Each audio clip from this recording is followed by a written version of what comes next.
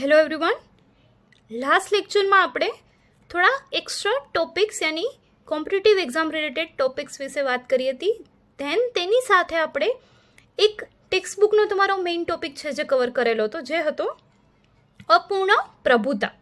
બરાબર, તો પ્રભુતાનો નિયમ જે મેન્ડલે આપેલો હતો પ્રથમ સંકરણને અંતે, તેની એક લિમિટેશન્સ હતી, તેનો એક અપવાદ હતો, જેમાંનો એક આપણે જોયો કાલે લાસ્ટ લેક્ચરમાં, જેનું નામ હતું અપૂર્ણ પ્રભુતા. બીજો જે અપવાદ છે તે આપણે આજે જોઈશું, જેનું નામ છે સહપ્રભાવિતા. બરાબર, તો આ બંને અપવાદ છે તે મેન્ડલના પ્રભાવિતાના નિયમના અપવાદો છે, કે જેમાં જે મેન્ડલને પ્રથમ સંકરણ દ્વિતીય સંકરણના અંતે જે રિઝલ્ટ તેમણે આપ્યા હતા તેમાંથી કંઈક જુદા પડતા રિઝલ્ટ છે તે જોવા મળે છે.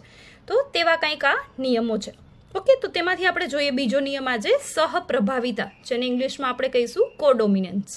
ઓકે, તો વાત કરીએ થિયોરિટિકલ પોર્શનની.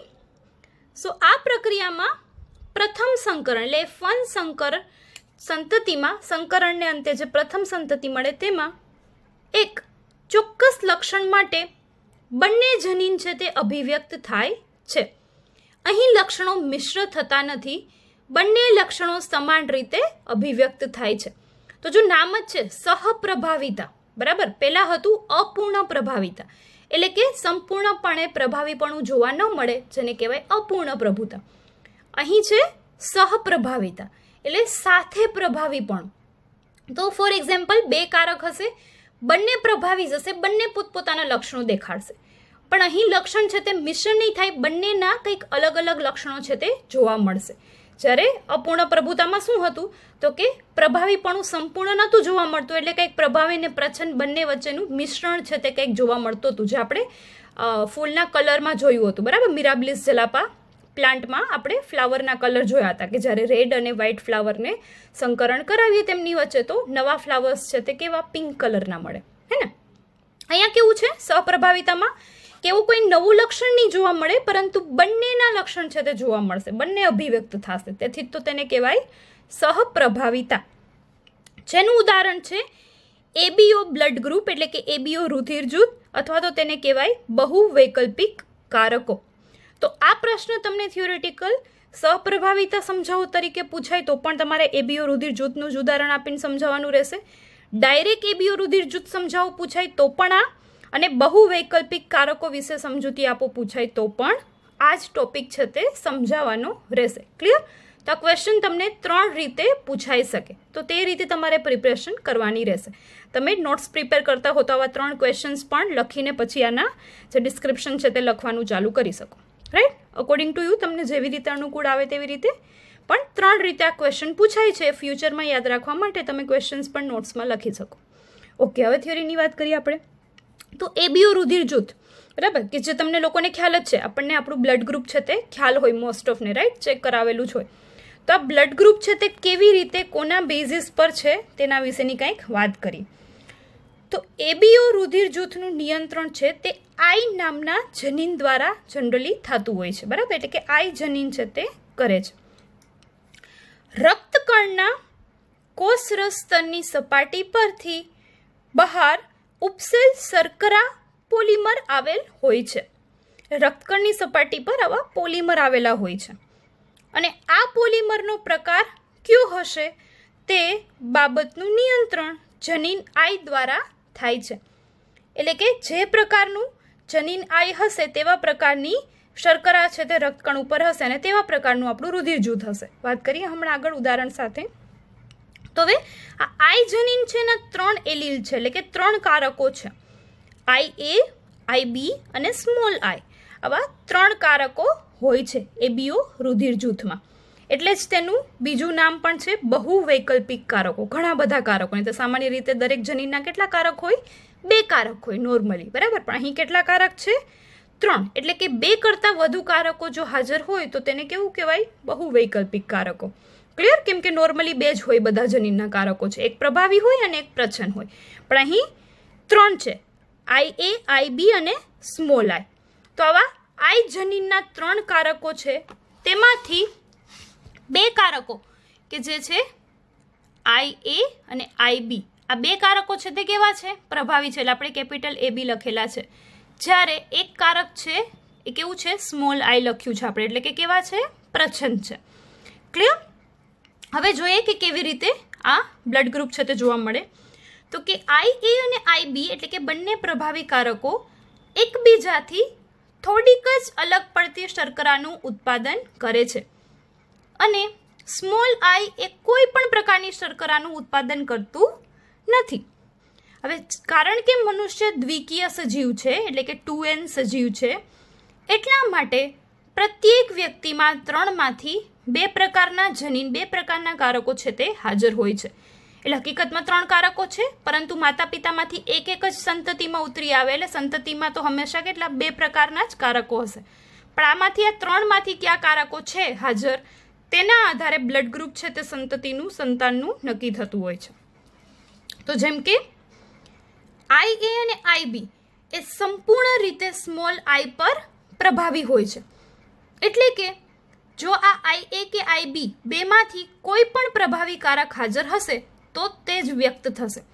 એ તો સ્વાભાવિક છે, જેમ કે IA ની સાથે સ્મોલ આઈ હોય તો એ જેવા જ લક્ષણો જોવા મળે, કેમ કે એક પ્રભાવી હાજર છે. સેમ IB અને સ્મોલ આઈ આ બંને જો હાજર હશે તો લક્ષણ તો IB જેવું જોવા મળશે, કેમ કે તે પ્રભાવી છે.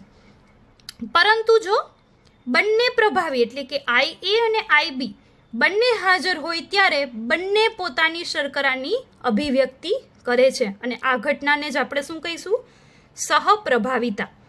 ક્લિયર? તો આને જ આપણે કહીશું સહપ્રભાવિતા. કે એક પ્રચ્છન્ન અને એક પ્રભાવી હાજર છે તો સ્વાભાવિક છે, આપણને ખ્યાલ છે કે પ્રભાવી જેવા જ લક્ષણો જોવા મળે.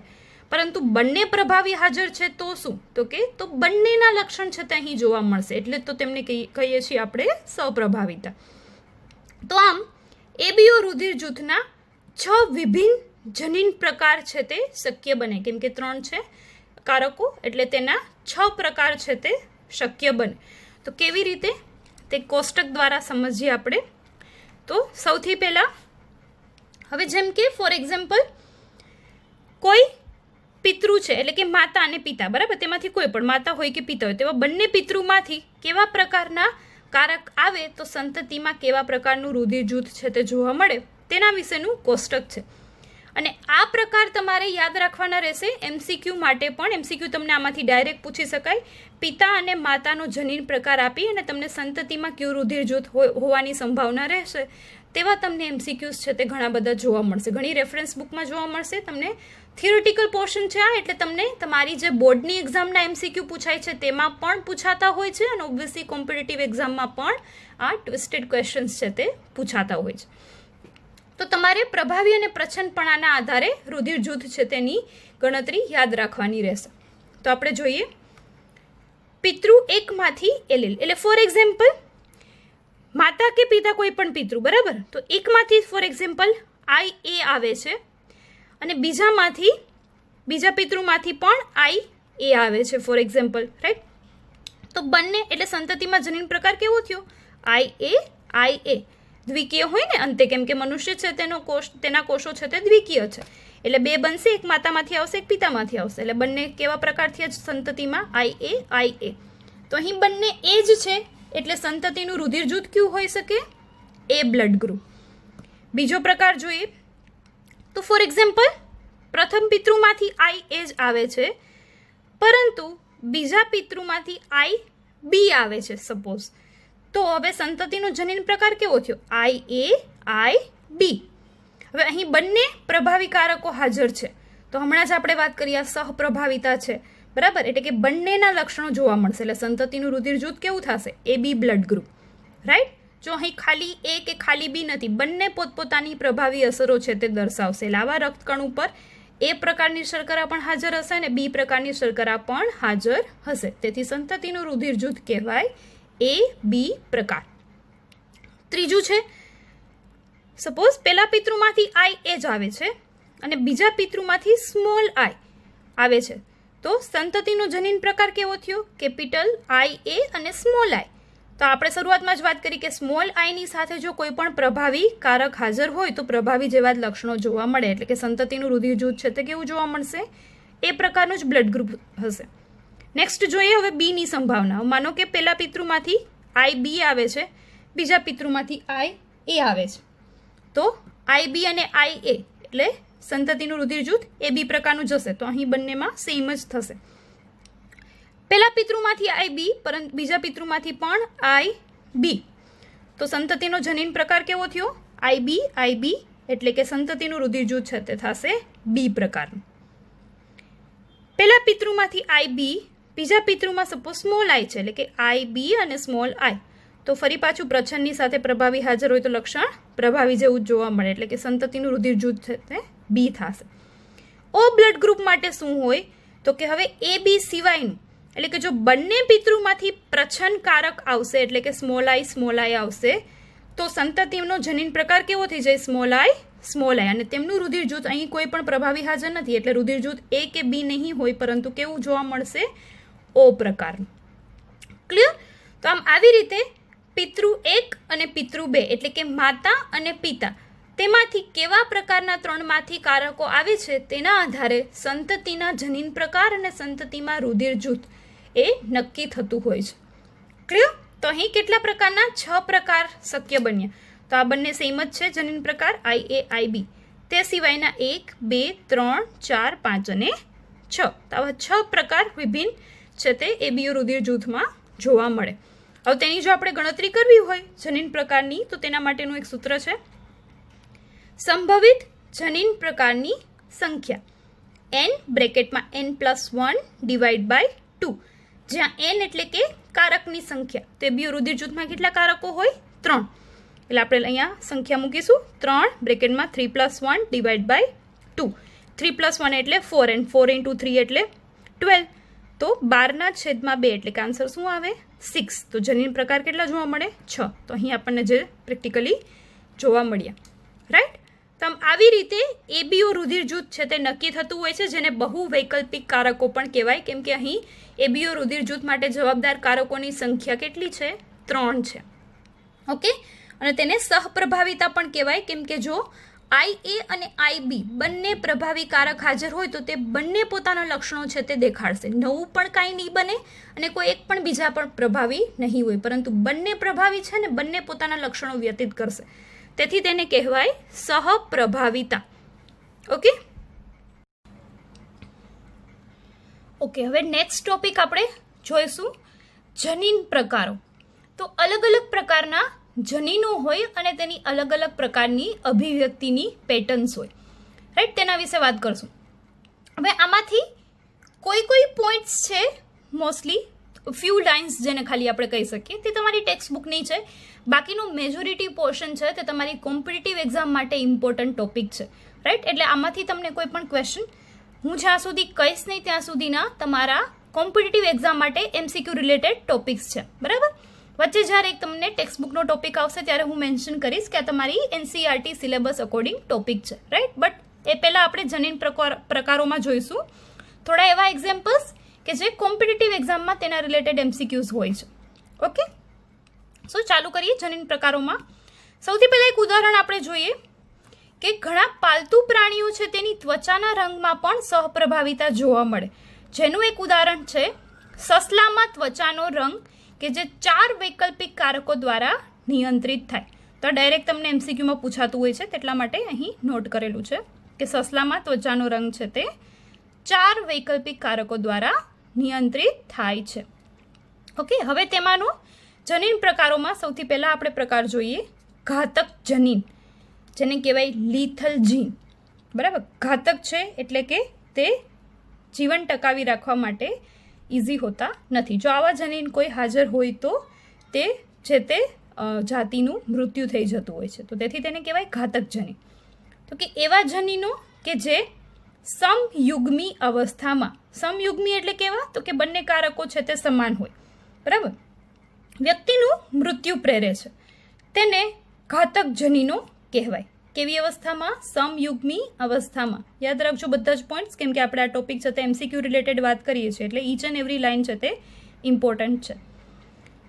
તે પ્રભાવી કે પ્રચ્છન્ન એમ બંને અવસ્થામાં હોઈ શકે. એટલે કે સમયુગ્મી અવસ્થા છે તે પ્રભાવી પણ હોઈ શકે, બંને પ્રભાવીકારક પણ હોઈ શકે, અને બંને પ્રચ્છન્નકારક પણ હોઈ શકે. પરંતુ મુખ્યત્વે ઘાતકતા માટે પ્રચ્છન્ન જનીનો છે તે જવાબદાર હોય છે. બરાબર? પણ એવું નથી કે ખાલી પ્રચ્છન્ન જ. બરાબર. પ્રભાવી બંને જનીનો પણ સમયુગ્મી અવસ્થામાં ઘણી વખત ઘાતક અસર પ્રેરતા હોય છે. તો તે આપણે ઉદાહરણ દ્વારા સમજીએ. તો આપણે ઘાતક જનીન છે તે 2 ઉદાહરણ દ્વારા સમજશું, રાઈટ, કે કેવી રીતે તે ઘાતકતા દર્શાવે છે. અને આ બંને છે ટોપિક તે ઇમ્પોર્ટન્ટ છે MCQ બેઝ માટે. ઓકે, તો જેમાંનું આપણે પહેલું ઉદાહરણ છે તે જોઈએ. તો એલ ક્યુનેટ સાયન્ટિસ્ટ છે, તેમના દ્વારા ઉંદરની ત્વચાના સંદર્ભે આ ઘાતક જનીન છે તે શોધવામાં આવ્યું હતું.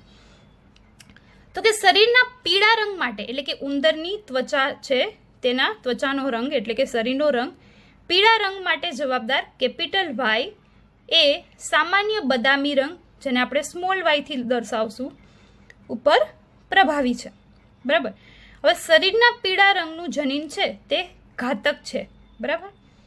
તેથી સમયુગ્મી પીળા ઉંદરની સંતતિ ક્યારેય પ્રાપ્ત થતી નથી, તે ભ્રૂણીય અવસ્થામાં જ મૃત્યુ પામે છે.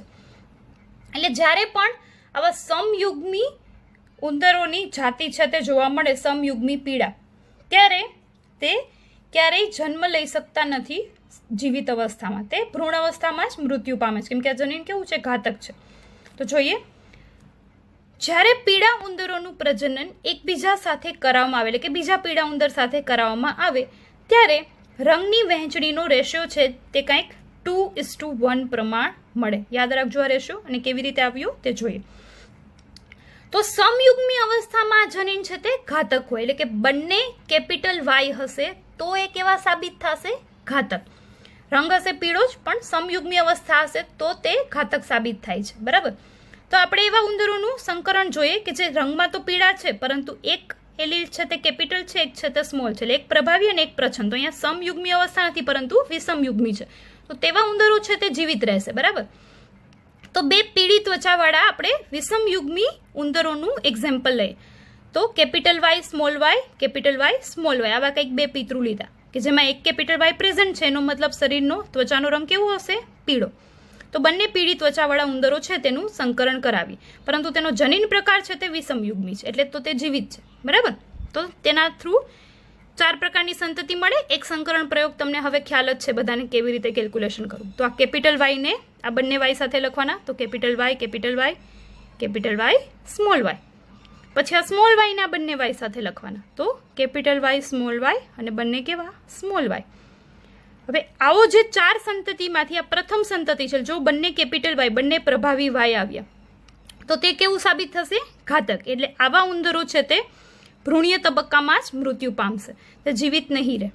બાકીના 3 છે જેમાંથી વચ્ચેના 2 છે તેનો રંગ કેવો જોવા મળશે, ત્વચાનો પીળો, કેમ કે કેપિટલ કારક હાજર છે, પ્રભાવી કારક હાજર છે. છેલ્લા છે તે બંને સ્મોલ, એટલે તેની ત્વચાનો રંગ કેવો જોવા મળશે, બદામી. તો કે 2 પીળી ત્વચા ધરાવતા વિષમયુગ્મી ઉંદરો વચ્ચે સંકરણ કરાવવામાં આવે તો એક તેની સંતતિ છે તે મૃત્યુ પામે, અને બાકીના 3 છે તેમાંથી 2નો રંગ પીળો જોવા મળે અને એકનો રંગ છે તે બદામી જોવા મળે. તો આમ રૂપાંતરિત સ્વરૂપ પ્રકાર કેવું થયું, 2:1. આવા 2 પીળી ત્વચાવાળા અને એક છે તે બદામી રંગવાળું. એકનું તો મૃત્યુ થઈ ગયું, એટલે 4માંથી કેલ્ક્યુલેશન નહીં થાય, પરંતુ 3માંથી જ થશે. ક્લિયર. અને આવી રીતે સમયુગ્મી અવસ્થામાં જનીન છે તે ઘાતક અસર પ્રેરે છે. ક્લિયર. આવું જ કંઈક આપણે બીજું ઉદાહરણ જોઈએ, અને રેશિયો છે તે યાદ રાખવાનો રહેશે ડાયરેક્ટ MCQ માટે. બરાબર. બીજું ઉદાહરણ જોઈએ. તો આપણે પ્રાણીઓમાં ઉદાહરણ જોયું, હવે આપણે વૃક્ષોમાં એક ઉદાહરણની વાત કરીએ. તો કે છોડમાં ઘાતક જનીન છે તે પ્રથમવાર બોર, સાયન્ટિસ્ટનું નામ છે, દ્વારા સ્નેપડ્રેગનમાં શોધવામાં આવ્યું હતું. આ એક છોડ છે જેમાં તેમણે આવું જનીન શોધેલું હતું. તો હવે સ્નેપડ્રેગન છે તેમાં 2 પ્રકારના પર્ણો જોવા મળે, સોનેરી પર્ણો અને લીલા પર્ણો. તો સોનેરી પર્ણો છે તે પ્રભાવી કારક જી વડે દર્શાવીશું, લીલા પર્ણોને સ્મોલ કારક સ્મોલ જી વડે દર્શાવીશું. હવે ફરી પાછું આવા વિષમયુગ્મી 2 સોનેરી પર્ણો ધરાવતા જો વૃક્ષ વચ્ચે સંકરણ કરવામાં આવે, એટલે કે કેપિટલ જી, સ્મોલ જી, કેપિટલ જી, સ્મોલ જી, તો બંનેમાં એક પ્રભાવી હાજર છે, એટલે પર્ણો કેવા હશે, સોનેરી. તો રિઝલ્ટ 4 પ્રકારના મળશે, એક સંકરણની જેમ જ. તો આવા કંઈક 4 પ્રકારના રિઝલ્ટ છે તે મળશે. પણ ફરી પાછું અહીંયા જેમાં 2 કેપિટલ જી જનીન પ્રકાર હશે, એટલે કે બંને પ્રભાવી કારક હાજર હશે, તેવા છોડ છે તે ક્યારેય પ્રાપ્ત થતા નથી. એટલે કે સમયુગ્મી સોનેરી પર્ણો ધરાવતા છોડ કદાપી પ્રાપ્ત થતા નથી, કેમ કે તે ઘાતક છે. આ અવસ્થા છે તે મિડલમાં જે 2 પ્રકાર છે તે સોનેરી પર્ણો તેમાં જોવા મળશે, કેમ કે એક પ્રભાવી કારક હાજર છે કેપિટલ છે, અને લાસ્ટ બંને સ્મોલ કારક એટલે કે તેના રંગ હશે લીલો. તો અહીં પણ રેશિયો શું મળ્યો? રૂપાંતરિત સ્વરૂપ પ્રકાર 2:1. તો આમ સમયુગ્મી અવસ્થામાં કેટલાક જનીનો છે તે ઘાતક અસર પ્રેરતા હોય, તેથી તેવા જનીનોને કહેવાય ઘાતક જનીનો. ક્લિયર? તો જનીન પ્રકારમાંનો આપણે પહેલો પ્રકાર જોયો ઘાતક જનીન, જેના આપણે 2 ઉદાહરણ પણ જોયા. એક પ્રાણીઓમાં ઉદાહરણ જોયું અને બીજું આપણે વનસ્પતિમાં ઉદાહરણ જોયું. રાઈટ? નેક્સ્ટ આપણે ટોપિક જોશું જે છે પ્લિયોટ્રોપિક જનીન, જેને પ્લિયોટ્રોપી મિકેનિઝમ પણ કહેવાય. આ તમારો ટેક્સ્ટબુકનો ટોપિક છે, જેમાં ખાલી તમને શોર્ટ ઇન્ફોર્મેશન જ આપવામાં આવેલી છે, કોઈ ઉદાહરણ ડિટેલમાં નથી આપેલા. તો આ તમારો એક ટેક્સ્ટબુકનો ટોપિક રહેશે, પ્લિયોટ્રોપિઝમ અથવા તો પ્લિયોટ્રોપી એટલે કે પ્લિયોટ્રોપિક જનીનો જેમાં ભાગ ભજવે છે તે. તો કોને કહેવાય પ્લિયોટ્રોપી? જનીન કે જે એક કરતાં વધારે લક્ષણોનું નિયંત્રણ કરે તેને પ્લિયોટ્રોપિક જનીન કહે છે. આ ડાયરેક્ટ વ્યાખ્યા પણ એમસીક્યુમાં પૂછાય તમને કે એક કરતાં વધારે લક્ષણોનું નિયંત્રણ કરતા જનીનને નીચેનામાંથી શું કહેવામાં આવે છે? 4 ઓપ્શન્સ. શું કહેવાય? પ્લિયોટ્રોપિક જનીન. હવે એનો શું મતલબ? શું કામ એ અલગ પ્રકાર છે આપણે સ્ટડીમાં લીધો છે? એમ કે સામાન્ય રીતે એક જનીન છે તે એક લક્ષણ માટે જવાબદાર હોય, પરંતુ અહીં શું છે તો કે એક જ જનીન એક કરતાં વધારે લક્ષણોનું નિયંત્રણ કરે તો તેવા જનીનો ઓછા હોય, રેર હોય આપણા શરીરમાં, અને તેવા જનીનોને કહેવાય પ્લિયોટ્રોપિક જનીન. ક્લિયર? મોટાભાગના કિસ્સામાં પ્લિયોટ્રોપીની પ્રક્રિયા અંતર્ગત જનીનની અસર છે તે ચયાપચય પથ ઉપર થાય છે કે જે વિવિધ સ્વરૂપ પ્રકારો તરફ દોરી જાય છે. હવે જો સ્વાભાવિક છે કે આવું એક જનીન છે તે 3-4 પ્રકારના લક્ષણો આપણા શરીરમાં છે તે નિયંત્રિત કરતા હોય, તો હવે ફોર એક્ઝામ્પલ આવું જનીન છે તે ખરાબ થઈ જાય અથવા તો તેમાં કોઈ વિકૃતિ સર્જાઈ જાય તો એક લક્ષણને બદલે આવા 3-4 લક્ષણો છે તે પણ ખોરવાઈ જાય શરીરમાં.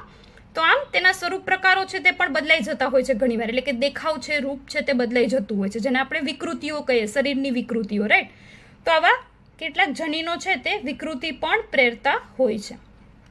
તેના ઉદાહરણ વિશે વાત કરીએ તો જેમાંનું પહેલું ઉદાહરણ છે રોગ છે ફિનાઇલ કીટોન્યુરિયા નામનો રોગ, જેને શોર્ટમાં PKU પણ લખાય. હવે આ રોગ છે તે માનવમાં જોવા મળે અને આ રોગ થવાનું કારણ છે તે ફિનાઇલ એલેનિન હાઇડ્રોક્સિલેઝ ઉત્સેચક માટેનું સંકેતન કરતા જનીનની વિકૃતિ છે. એટલે કે એવું જનીન કે જેનું એક લક્ષણ શું છે તો કે તે આ ઉત્સેચક બનાવે છે, ફિનાઇલ એલેનિન હાઇડ્રોક્સિલેઝ નામનો ઉત્સેચક બનાવે છે. હવે સ્વાભાવિક છે જો આવા જનીનમાં વિકૃતિ આવે એનો મતલબ આ ઉત્સેચક પણ બનશે નહીં.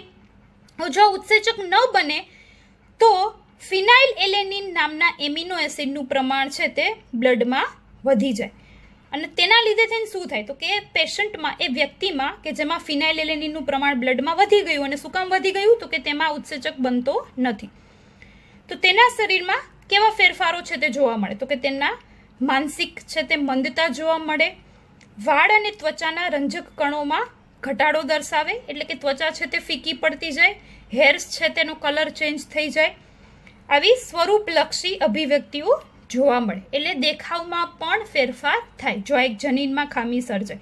અને જનીન શું બનાવે છે? ઉત્સેચક બનાવે છે. અને આ ઉત્સેચકનું કામ શું? કેમ આટલા બધા ફેરફાર થઈ ગયા જો એ ઉત્સેચક ન બન્યો તો આ ઉત્સેચક છે તે શરીરમાં ફિનાઇલ એલેનિન નામનો જે એમિનો એસિડ હોય તેનું રૂપાંતરણ તે કરાવે એમિનો એસિડ છે તે ટાયરોસિનમાં. તો ફિનાઇલ એલેનિન નામનો એમિનો એસિડ કન્વર્ટ થાય ટાયરોસિન નામના એમિનો એસિડમાં. કોની મદદથી? તો કે ફિનાઇલ એલેનિન હાઇડ્રોક્સિલેઝ નામના ઉત્સેચકની મદદથી. આ ઉત્સેચક આ ચયાપચયની ક્રિયા કરાવશે. પણ હવે ઉત્સેચકને બનાવતું જનીન જ વિકૃતિ પામે, ખોરવાઈ જાય, એનો મતલબ આ ઉત્સેચક બનશે નહીં, અને આ ઉત્સેચક બનશે નહીં તો આ એમિનો એસિડનું આમાં રૂપાંતરણ થશે નહીં. તો આના લીધે થઈને શું થાય તો કે ફિનાઇલ એલેનિનનું પ્રમાણ શરીરમાં વધી જાય, કેમ કે તેનું રૂપાંતરણ બંધ થઈ ગયું અને રુધિરમાં તેનું પ્રમાણ વધારે જોવા મળે, અને તેના લીધે થઈને ઘણા બધા ફેરફારો છે તે શરીરમાં થાય, રોગની ક્રિયા છે તે દર્શાવે, જેના વિશે આપણે વાત કરી. રાઈટ? આ પહેલું ઉદાહરણ હતું. નેક્સ્ટ ઉદાહરણ છે વટાણાના છોડમાં જનીનની અસર. તો કે વટાણાના છોડમાં એક જનીન છે તે આવી કંઈક 3 પ્રકારની અસર માટે જવાબદાર છે, જેમાંના ત્રણ અસરો, ત્રણ લક્ષણો છે કે બીજા વરણનો રંગ. તો એક જ જનીન છે તે બીજા વરણના રંગ માટે પણ જવાબદાર છે. તે જ જનીન પર્ણના કક્ષમાં લાલ ડાઘ માટે જવાબદાર છે અને તે જ જનીન છે તે પુષ્પના રંગ માટે પણ જવાબદાર છે. તો આમ વટાણામાં પણ પ્લિયોટ્રોપિઝમ જોવા મળે. એક જનીન છે તે આવા ત્રણ લક્ષણોની અભિવ્યક્તિ કરે. અને લાસ્ટ એક્ઝામ્પલ જોઈએ આપણે પ્લિયોટ્રોપીનું. ત્રીજું ઉદાહરણ છે સિકલ સેલ એનિમિયા નામનો રોગ, એનિમિયા, બરાબર. તો તેમાં જનીન છે HBS એ પ્લિયોટ્રોપીનું શ્રેષ્ઠ ઉદાહરણ છે. તે જનીન માત્ર એનિમિયા સર્જતું નથી, પરંતુ બીજી કઈ કઈ લક્ષણોની અભિવ્યક્તિ છે તે કરે. તો કે મલેરિયા સામે પણ અવરોધન ક્ષમતા દર્શાવે અને તે એટલે કે HBS જનીન ઘણી પેશીઓ અને અંગો જેવા કે અસ્થિ, ફેફસા, મૂત્રપિંડ, બરોળ, હૃદય વગેરેના વિકાસ પર પ્લિયોટ્રોપિક અસર દર્શાવે છે. તો આ એક HBS જનીનને લીધે થઈને ઘણા પ્રકારના રોગો છે, ઘણા પ્રકારની ખામીઓ છે તે શરીરમાં અને અંગોમાં જોવા મળે. તો જેનું આપણે ઉદાહરણ જોઈએ કે કેવી રીતે જોવા મળે ખામી. તો કે ફોર એક્ઝામ્પલ પહેલું છે તે સામાન્ય વ્યક્તિમાં રક્તકણ અને હિમોગ્લોબિનનું નિર્માણ કંઈક આવી રીતે જોવા મળે. બાજુમાં આપણે ઉદાહરણ લીધું છે કે સિકલ સેલ એનિમિયા થયેલી વ્યક્તિ તેના શરીરમાં તેના શૃંખલામાં ડીએનએની શૃંખલામાં શું ફેરફાર થાય. તો પહેલાં આપણે નોર્મલ વ્યક્તિમાં રક્તકણ અને હિમોગ્લોબિનનું નિર્માણ વિશેની વાત કરી. તો કે ફોર એક્ઝામ્પલ નોર્મલ HB જનીન એટલે કે હિમોગ્લોબિન બનવા માટેનું જનીન. હવે ફોર એક્ઝામ્પલ ડીએનએની આવી કોઈ બે શૃંખલા છે જેમાં કંઈક આવી ન્યુક્લિયોટાઇડની સિક્વન્સ છે. તો એક શૃંખલામાં GAG છે તો તેની સામેની બીજી શૃંખલામાં શું હશે? CTC. તો આવી કંઈક ડીએનએની બે શૃંખલા છે એટલે કે આ કંઈક જનીન છે, બરાબર. હિમોગ્લોબિન માટેનું જનીન છે ડીએનએમાં. તો હવે તેમાંથી શું બને? mRNA બને અને mRNA માંથી પછી બને પ્રોટીન. તો કે આમાંથી mRNA કેવી રીતે બનશે? તો કે એક શૃંખલા છે તેમાંથી બને mRNA, કેમ કે RNA હંમેશા સિંગલ સ્ટ્રેન્ડેડ હોય, એક જ શૃંખલા હોય. તો CTC માંથી બનશે mRNA એટલે કે પાછું કેવું બનશે? GAG નામનું mRNA બનશે. હવે અહીં આપણે વાત કરીએ કે આ mRNAની સિક્વન્સ છે તેમાંથી જ્યારે બને પ્રોટીન, તો પ્રોટીન શેનું બનેલું હોય? એમિનો એસિડનું. તો ફોર એક્ઝામ્પલ આવી કંઈક એમિનો એસિડની લાઇન છે. તો હવે GAG છે તે કોડ કરે, આ 3 યુનિટનો કોડ છે એ એમિનો એસિડ કયો હોય? ગ્લુટામિન, જેનું શોર્ટમાં લખેલું છે GLU, બરાબર. તો કે આવી કંઈક એમિનો એસિડની શૃંખલા છે. વેલિન, હિસ્ટિડીન, લ્યુસીન, થ્રિયોનિન, પ્રોલિન, ગ્લુટામિન એન્ડ ગ્લુટામિન અગેન. તો આવા GAG આ 3 કોડ છે. તમને ખબર જ છે જે આપણે 11th સ્ટાન્ડર્ડમાં ભણી ગયા કે એમિનો એસિડ માટેનો કોડ છે તે 3 લેટર હોય, બરાબર. 3 આલ્ફાબેટનો કોડ હોય એક એમિનો એસિડ બનાવવા માટે. તો આવું કંઈક GAG છે તે કોડ કરે ગ્લુટામિનને, બરાબર. એટલે કે આવી નોર્મલ શૃંખલા છે તે બને હિમોગ્લોબિન એ માટેની, HbA માટેની શૃંખલા. પરંતુ જે વ્યક્તિને સિકલ સેલ એનિમિયા નામનો રોગ હોય, તેના રક્તકણમાં ઉણપ જોવા મળતી હોય, તેમાં શું ફેરફાર થાય? તો કે તેમાં પણ આવી કોઈક સિક્વન્સ છે જેમાં GAGની જગ્યાએ એની જગ્યાએ એક મ્યુટેશન થઈ જાય, વિકૃતિ આવે એક ન્યુક્લિયોટાઇડની અને એની જગ્યાએ તે શું બની જાય? T બની જાય. તો આ GTG થઈ ગઈ શૃંખલા. હવે એટલે કે GTG બીજી શૃંખલા, તો તેની સામે શું થઈ જાય? CAC. તેનું mRNA શું બને? હવે અહીં CAC માંથી mRNA બનાવીએ તો બનશે GUG, કેમ કે RNA માં થાઇમિન ન હોય પરંતુ તેની જગ્યાએ શું હાજર હોય? યુરેસિલ, એટલે GUG બનશે. હવે GUG છે તે એમિનો એસિડ કોડ કરે વેલિન. તો સામાન્ય રીતે અહીં કયો એમિનો એસિડ આવવો જોઈએ? ગ્લુટામિન, પરંતુ એની જગ્યાએ કયો આવી ગયો? વેલિન. બાકીના બધા સેમ છે, એક એમિનો એસિડમાં ફેરફાર થઈ ગયો, વિકૃતિ આવી ગઈ. પરંતુ આ એક એમિનો એસિડને લીધે થઈને આખું પ્રોટીન છે તે ચેન્જ થઈ જાય. એટલે કે રક્તકણો જેવા બનવા જોઈએ તેમાં જે પ્રમાણેનું હિમોગ્લોબિન હાજર હોવું જોઈએ તેવું રહેશે નહીં અને કંઈક ફેરફાર થઈ ગયો, વિકૃતિ આવી ગઈ, જેને કહેશું આપણે સિકલ સેલ એનિમિયા નામનો રોગ. તો આમ HBS શૃંખલા, HBS જનીન છે તે આવા ઘણા બધા રોગો અને અસરો માટે જવાબદાર જનીન છે. તેથી તે પણ એક પ્લિયોટ્રોપીનું ઉદાહરણ છે.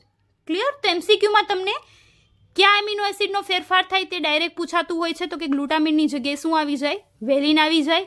તેનો 3 લેટર કોડ છે પણ પૂછાતો હોય છે ઘણી વખત. અને ક્યુ જનીન છે તે સિકલ સેલ એનિમિયા માટે જવાબદાર છે? તો કે HBS. ક્લિયર? તો આવી રીતના MCQ માટે તમારે પોઈન્ટ્સ છે તે યાદ રાખવાના રહેશે આમાંથી. હવે નેક્સ્ટ જનીનના પ્રકારો છે તે આપણે નેક્સ્ટ લેક્ચરમાં વાત કરીશું.